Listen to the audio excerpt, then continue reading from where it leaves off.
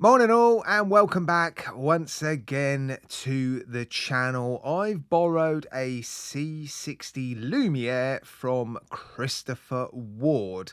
A rather interesting looking watch, isn't it? It is a 300-meter dive watch. Now I thought I'd watch a couple of other reviews of this watch and I was quite surprised to see that the Lume played a bit part in the reviews. It was barely mentioned, barely focused on.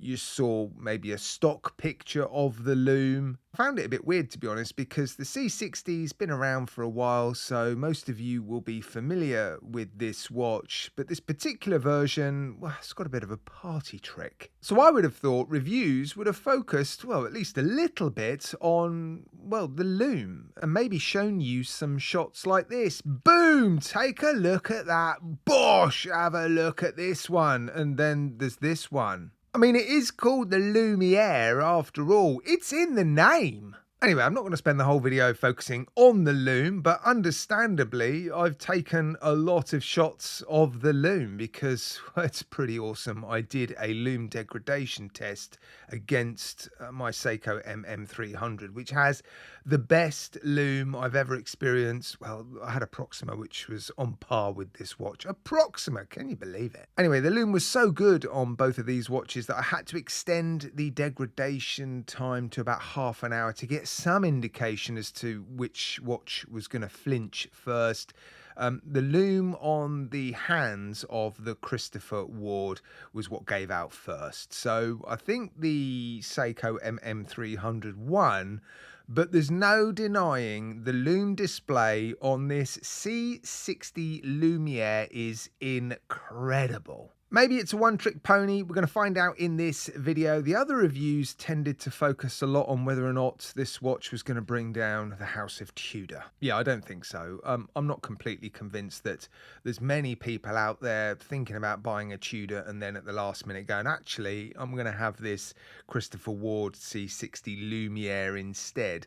I think Christopher Ward are competing to some degree with entry-level luxury watch brands, maybe Tudor, but yeah, I'm not completely convinced. This watch has done enough to dissuade Tudor customers to jump ship and come over to Christopher Ward for this particular watch anyway. Now let's run through some specifications then. So it is a 300-meter diver. Doesn't mean you can go diving 300 meters into the ocean with it. Those are static tests. But it does have a helium escape valve, so it will be a very capable dive watch. Who's going to be buying this watch to go diving? You're probably no one. But that doesn't stop us from buying dive watches. It is probably the most popular style of watch, isn't it? And there's no denying this thing is absolutely gorgeous. Light catcher case, grade 2 titanium. Grade 2 is cheaper than grade 5.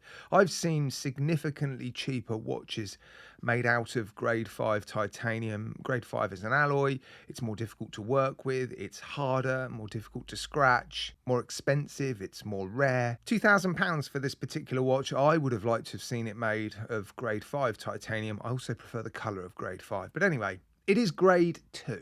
SW300 inside of this watch, COSC certified, so the accuracy is going to be incredible. Fantastic movement. That is not an entry-level automatic movement, and so that is one of the reasons why you're going to be paying close to £2,000 for this particular one. Ceramic bezel insert. The bezel action is sensational.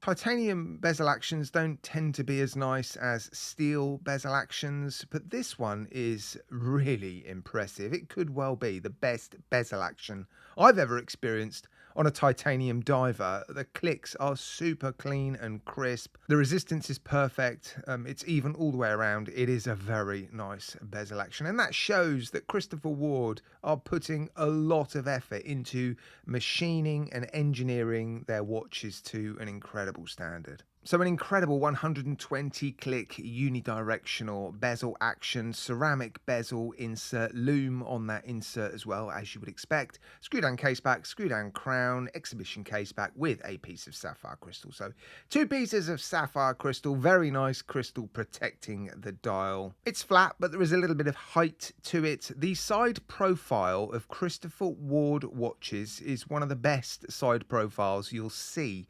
Their light catcher cases are stunning. They really, really are. They've trademarked light catcher, by the way, so yeah, be careful when using that trademark to describe other watches. And this watch is a bee's dick, under 11 millimeters thick, and with the curvature of that case as well, it fits incredibly well. And of course, it's made of titanium. It just melts onto the wrist. You are genuinely going to barely know or notice that this thing is on your wrist. It is a very comfortable watch. Just under 11 millimeters. That's incredible, isn't it? It's all down to the movement and of course the case design, the engineering. But yeah, this movement is a particularly slim movement. And a very nice bracelet on this watch as well. 22 millimeter lug width. So the bracelet's quite broad at the case, but lots of taper on this bracelet, which I like. I like bracelets that taper. So at its thinnest point, it's what you would expect from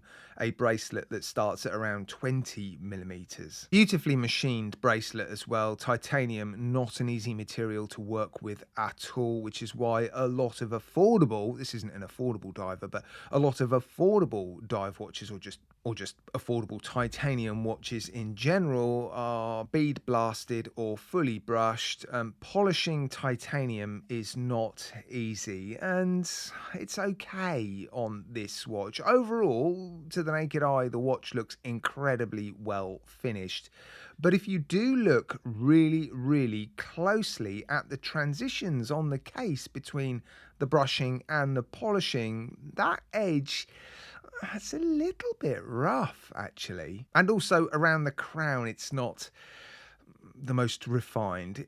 To the naked eye, again, you're barely going to notice this, if at all. But of course, my job is to scrutinize these watches and zoom in and take a look under macro, just how well made these things are. And yeah, under macro, it's good. I'm not going to say it's amazing, though. The bracelet is very nicely rounded, no sharp edges or anything like that. The clasp is very nice. On the flight adjustment as well. Flipping the watch over, you'll see the bracelet underneath is just as nicely finished as it is on top, actually. Rounded corners. It's another reason why this thing is so comfortable. Underneath the watch as well, that case back.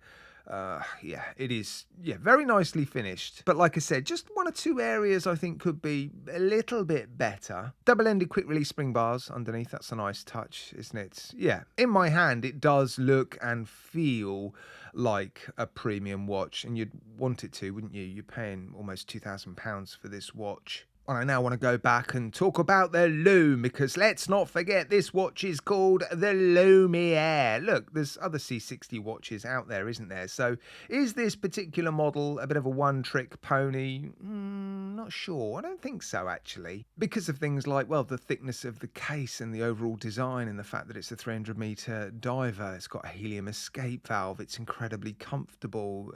Yeah, I like the colour of the dial. I like the fact that it's a fading dial. A bit of texture on the dial, but yeah, the Lume. I don't think it makes this watch a one-trick pony, but I think the Lume on this watch could put a few people off. Not so much the Lume, but maybe those applied indices and the hands. When I first saw this watch, I was a bit undecided on it, to be honest.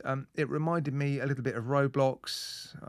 What's the other one? Minecraft. Yeah, my daughter plays Minecraft, and it's very blocky, isn't it? It almost looks a bit, dare I say it, childish.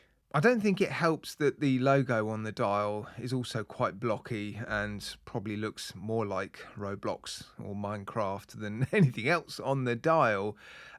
Look, I don't think it's necessarily a turn off. It does just look a bit weird, doesn't it? Yes, it gives you an incredible lume effect, and I've no doubt that it was expensive to develop this and to have these applied indices and hands made.